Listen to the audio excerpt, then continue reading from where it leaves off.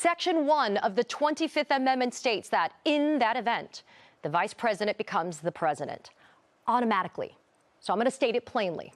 J.D. Vance is a heartbeat away from the presidency of the United States. Vance has poll numbers labeling him the least popular vice presidential candidate of the 21st century. Unsurprising, given his many extremist views on everything from child care to the truth of who won the 2020 election. Jared Kushner is being paid $2 billion by Saudi Arabia, and he is currently leading American diplomacy in the Middle East. That is not a conspiracy theory. That is not a hot take. That is just Tuesday in the Trump regime. And while Kushner is out there apparently asking princes and sheiks for more billions on top of the two he already pocketed, J.D. Vance just got publicly humiliated by the man whose family he spent years embarrassing himself to impress. A stockpile Iran only built after President Trump shredded President Obama's Iran deal. You remember that? Just weeks into this war, they said they'd need $200 billion to fund it. Let me put that in perspective for you. $200 billion would fund a decade, 10 full years of nationwide universal pre-kindergarten.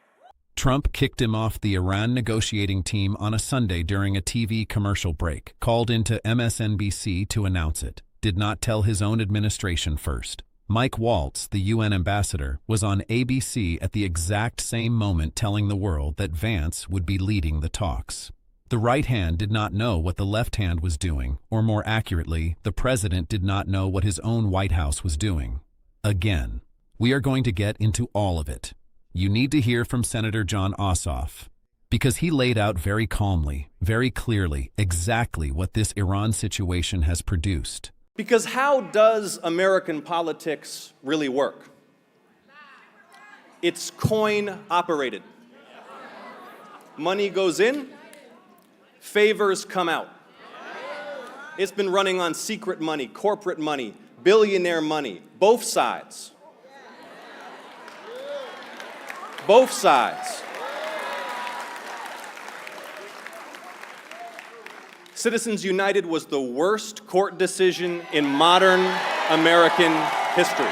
Golf buddy Steve, son-in-law Jared, those are the diplomats. That is the A-team. That is who the United States of America is sending to negotiate with a country that has been assembling highly enriched uranium since Trump ripped up the last deal. And look, Ossoff is not being dramatic there. He is being surgical. The Iran nuclear deal that Obama's administration built, actual career diplomats, actual years of negotiation, actual framework that froze Iran's nuclear program.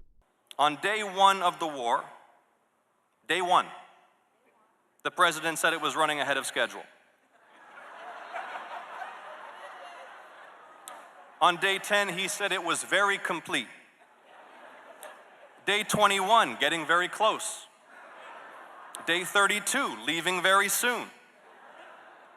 On day 39, the President of the United States said a whole civilization will die tonight. And on the next day, day 40, he declared total and complete victory. Trump walked in on day one and torched it for nothing. Got nothing in return. Just tore it up because Obama's name was on it. And then spent the next several years acting like Iran was the problem. So now we are here. Iran has more enriched uranium than it did before Trump shredded that deal. The Strait of Hormuz situation is a mess. We are on a second round of negotiations because the first round produced zero. Citizens United was the most destructive court decision in modern American history.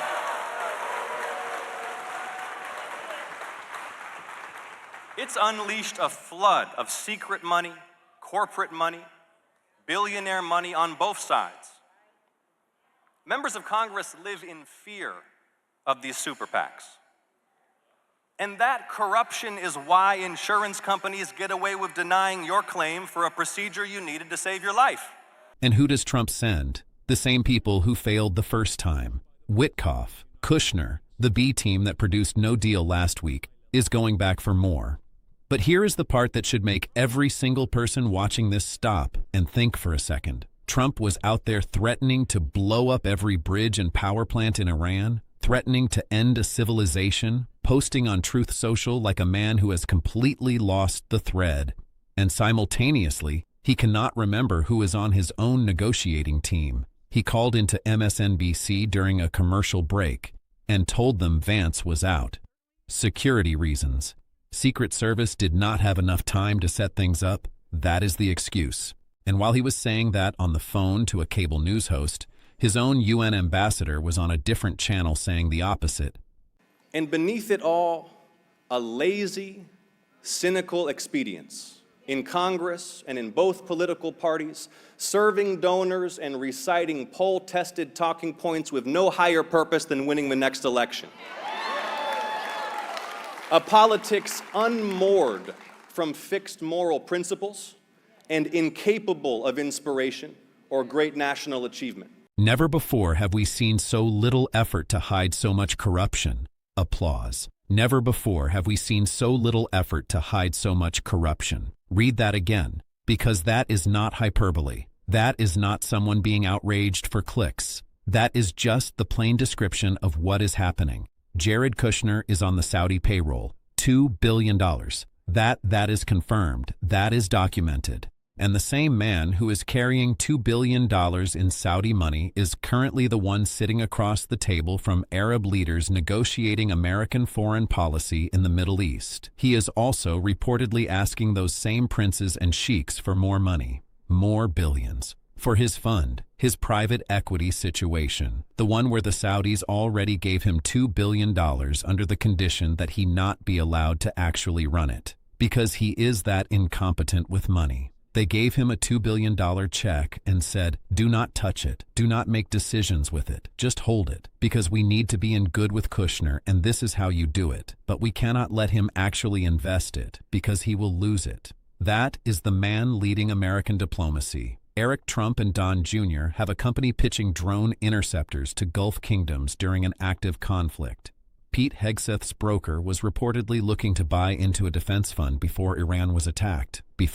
The Financial Times reported that. Not some blog. The Financial Times. And nobody is even bothering to hide any of it. That is what makes this different from normal political corruption. Normal corruption, at least, has the decency to be embarrassed. Normal corruption tries to cover its tracks. Normal corruption has some middleman, some layer of distance, some attempt at plausible deniability. This is just open. It is right there. The president's son-in-law is pocketing Saudi billions while running Middle East policy. The president's sons are selling defense technology to the same governments their father is negotiating with. The defense secretary's financial people were reportedly positioning themselves around the Iran conflict before it escalated. And the response from the regime and its media is nothing. Because at a certain point, if you normalize enough corruption fast enough, people stop being able to track it all. That is the strategy, not hiding it, flooding the zone with it until nobody can keep up. But let us stay focused on Jared for a minute, because the Vance situation, that humiliation, it ties directly back to Kushner. Trump kicked Vance off the team, put him back on because his handlers panicked, and through all of it, Kushner stays.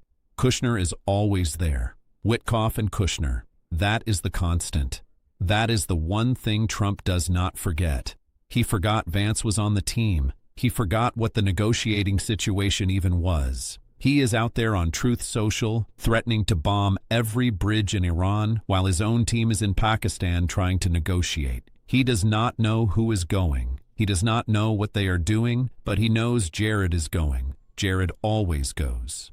Now here is the article. Read this carefully. Trump benches Vance in humiliating move.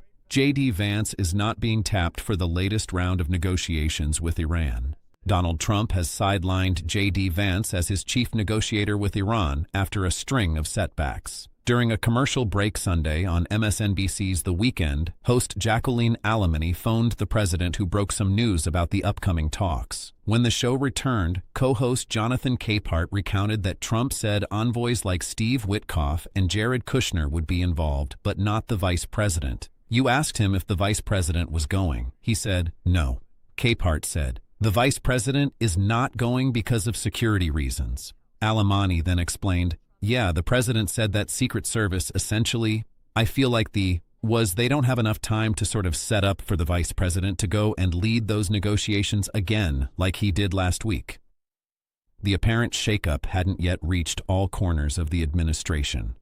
Minutes earlier, UN Ambassador Mike Waltz told ABC's This Week that Vance would in fact be leaving the Islamabad talks. Read that last line again. Minutes earlier, Mike Waltz is on ABC saying Vance is going. Trump is on the phone with MSNBC saying Vance is not going. At the same time, the same Sunday morning, two completely opposite things coming out of the same administration simultaneously. And the excuse, security reasons. Secret Service did not have time to set things up for the Vice President of the United States, who was apparently already going, who had apparently already been going through the process of being cleared to travel. But now, not enough time between last week and this week, not enough time.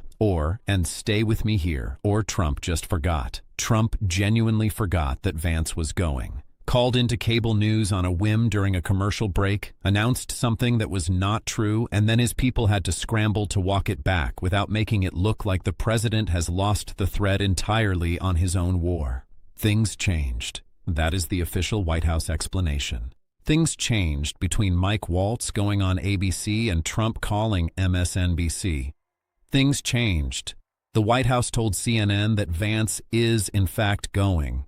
Trump saying he was not going. Things just changed. That is what they offered. That is the full explanation. You cannot write this. You actually cannot write this and have anyone believe it is real. The President of the United States called a cable news show during a commercial break to announce foreign policy decisions that were wrong, while his own ambassador was simultaneously announcing the opposite on a different channel. And the cleanup statement is, things changed. Things changed. And J.D. Vance has to sit there and take it. He has to smile and get on the plane to Pakistan and pretend this did not happen. He has to stand next to Kushner, the man who is remembered, the man Trump does not forget, and do the job he was almost publicly fired from 48 hours ago. And his polls are collapsing. His political future looks increasingly like a dead end. The people who used to think he might be the future of whatever this movement is, they are watching this and recalculating. Hit like right now so this gets in front of more people. Because here is the thing about Vance that the regime media will not say out loud. He sold himself completely. He went from being one of Trump's most vocal critics to being the most committed sycophant in the building. He wrote a whole book about working-class America and then spent years doing the bidding of a man whose entire economic legacy is making working-class people poorer while his family sells drone technology to foreign governments. Vance made a calculated bet. He gambled everything on Trump's loyalty. And Trump's loyalty, if you have been paying attention for more than 5 minutes, is not a real thing. It is transactional at best and completely absent when it is inconvenient. Vance is finding that out the hard way, publicly, on a Sunday morning on MSNBC. And meanwhile, the corruption just keeps expanding. Kushner is not some isolated case. This is a system. Eric and Don Jr. are out there pitching defense products to the same Gulf states their father is negotiating with. That is a conflict of interest so massive, so obvious, so brazen that in any previous administration it would have ended careers and triggered investigations. In this one, it gets a mention in the Financial Times, and then the news cycle moves on. PE/SS financial people were reportedly looking at defense positions before the Iran attack. Before. That means someone with access to information about what was coming was using that information to make financial moves. If that reporting is accurate, that is not just corruption. That is something with a very specific legal name that I will let you look up yourself. But nobody is being held accountable. Nobody is resigning. Nobody is under oath explaining themselves. The Mar-a-Lago mafia runs wide open, and the only consequence is the occasional Financial Times article and a clip going viral before everyone moves on to the next outrage. That is the design. Keep it moving. Keep the outrages coming faster than anyone can process them. By the time anyone figures out that Kushner pocketed $2 billion in Saudi money while running Middle East policy, there is already a new thing. Trump forgot Vance was on his team. Trump is threatening to bomb Iranian bridges. Trump called MSNBC during a commercial break. Something else is already happening. And through all of it, Witkoff and Kushner, always Witkoff and Kushner. Let us be very clear about what the Iran situation actually is right now. There was a ceasefire. Shots were fired in the Strait of Hormuz.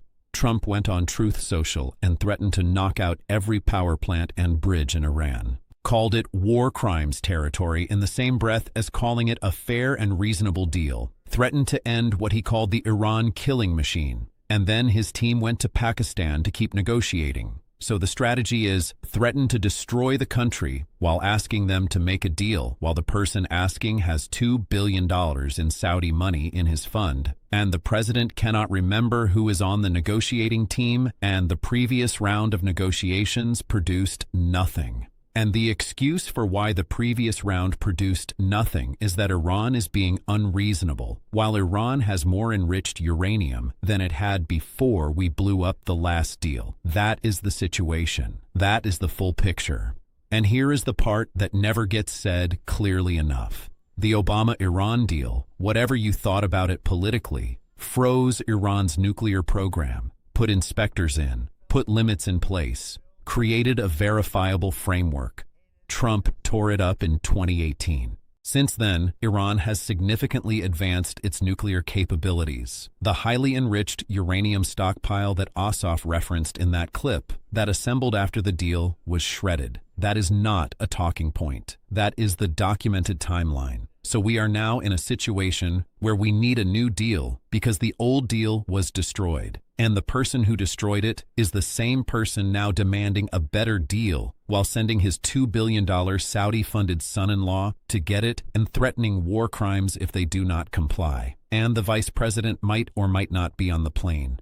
Depends who you ask, depends what channel, depends what minute. If you are J.D. Vance, what are you thinking right now? I am genuinely asking. You spent years dismantling every principle you ever claimed to have. You looked into cameras and defended things you know are indefensible. You attached your entire political identity to a man who just forgot you existed during a negotiation you were supposedly leading. The people whose loyalty you were counting on are already looking past you. And the one person Trump does remember to bring is Jared Kushner, the guy with the Saudi billions, the guy the Saudis gave $2 billion to under the condition he not be trusted to actually run it. That guy. Trump remembers that guy every single time. There is no 25th Amendment moment coming from Vance. Let us be real about that. He does not have the spine for it, and he knows the math. But if there were ever a moment that illustrated why that conversation even exists, it is a president who cannot remember his own VP is on a foreign policy trip while simultaneously threatening to bomb a sovereign nation's civilian infrastructure on social media, while his family members are financially entangled with the governments he is supposedly negotiating with, while his administration gives two completely contradictory statements about who is attending critical nuclear talks within the same hour. That is not a functioning government.